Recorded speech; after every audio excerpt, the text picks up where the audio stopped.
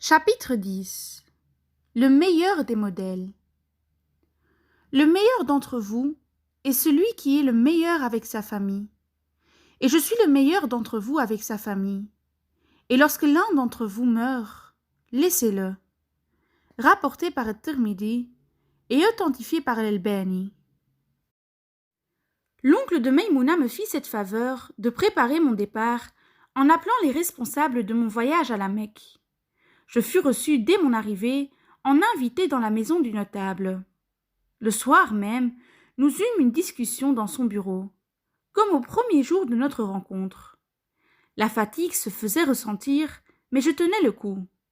Bientôt, tout cela allait se terminer, et ma nouvelle vie, peu importait la tournure qu'elle allait prendre, allait pouvoir commencer.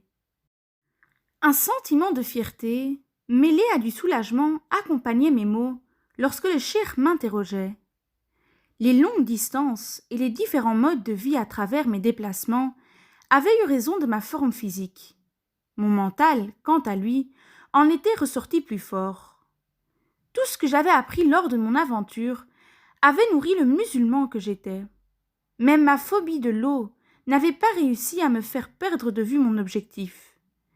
J'avais accepté de partir rencontrer mes frères et sœurs. Je m'étais retrouvée moi-même. J'avais appris comment devenir ce que j'avais toujours rêvé d'être. J'avais trouvé ce qui me manquait, un équilibre dans ma vie de musulman. Le notable me dit qu'il avait quelque chose d'important à me montrer avant de recevoir Farid, mon ami le Médinois. Une complicité s'était tissée entre nous lors de mon séjour parmi les siens dans la ville sainte. Aussi, l'idée de le revoir me remplissait de joie. Vous voyez ce papier, mon frère? Il est la preuve de ce que je vais vous annoncer. Et Allah le Très-Haut en est témoin. Monsieur Thaqafi, notre frère à tous, faisait partie de la très grande famille de musulmans exemplaires que vous avez rencontrés dans le monde entier. Chacun d'eux était venu accomplir son pèlerinage et avait été choisi pour intégrer cette fratrie de modèles de comportement.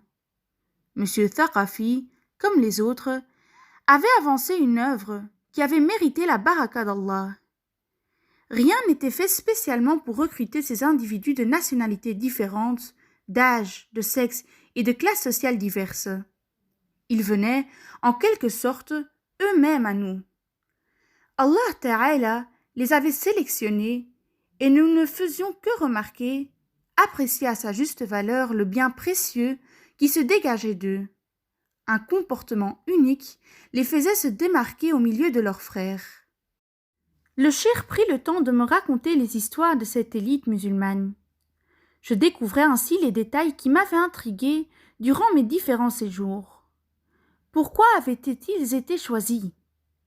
Monsieur Thaqafi avait brillé, dans sa jeunesse, lors d'un grand concours de récitation de Coran qui avait eu lieu à Médine. Ce n'était pas le simple fait d'avoir remporté le meilleur prix qui le différencia.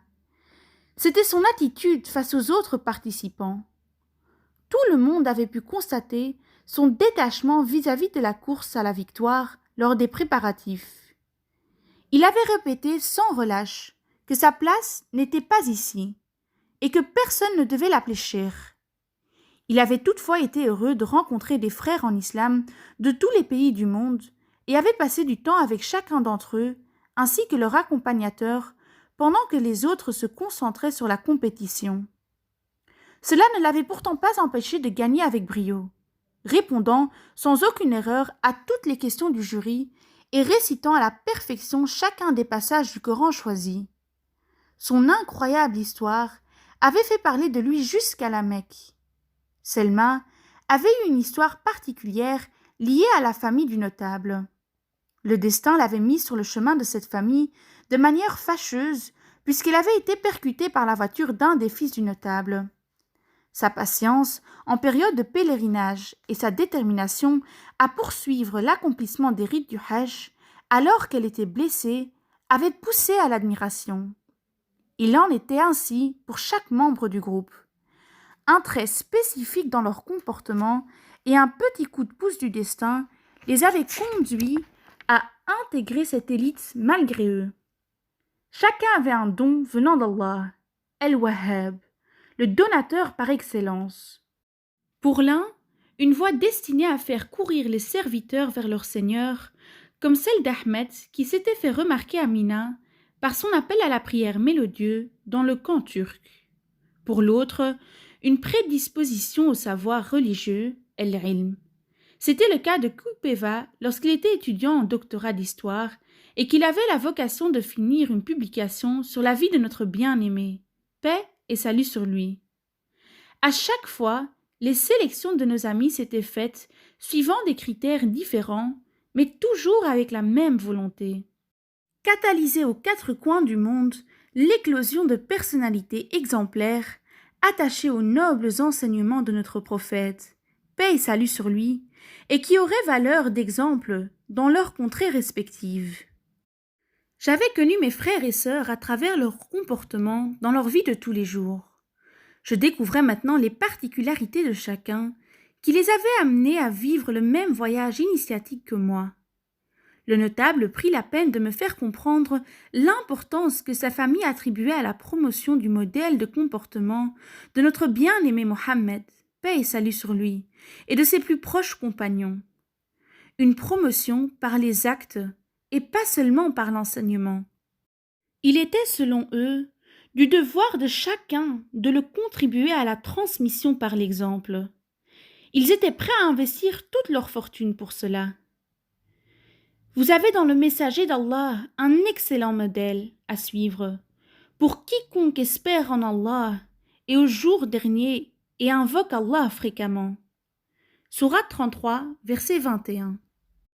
Pour en revenir à notre frère Thaqifi, il semble, d'après les vidéos de surveillance, vous avoir donné lui-même sa bénédiction alors qu'il était à vos côtés, sur un escalier du haram. Que M. Thaqifi vous ait choisi lui-même? Rien ne pouvait plus nous ravir, me dit le notable d'une voix sincère et tremblante.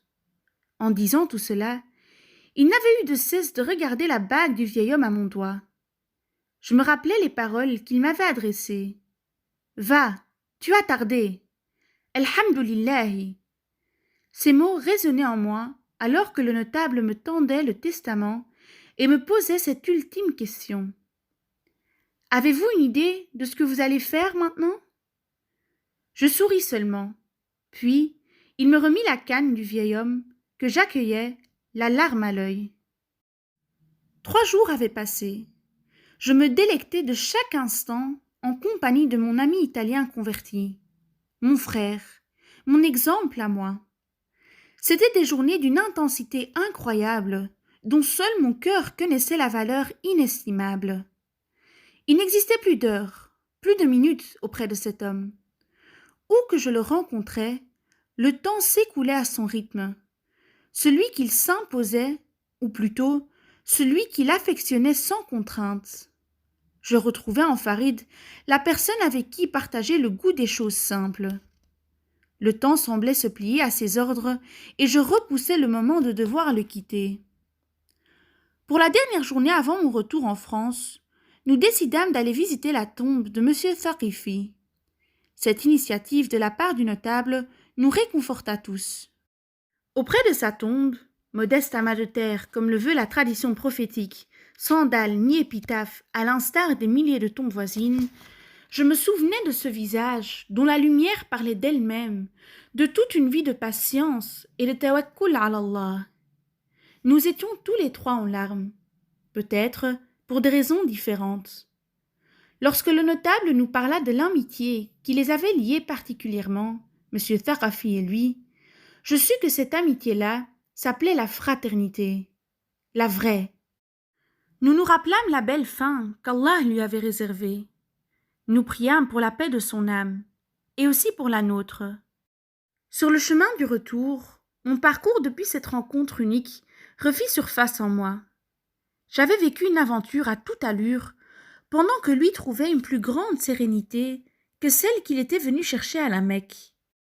Au fil de ces semaines, qui étaient venues me réveiller de cette apathie face au décret divin, j'avais vu ma compréhension de l'islam s'éclaircir, et surtout, j'avais acquis une force mentale et la volonté de mieux agir, et non pas faire plus.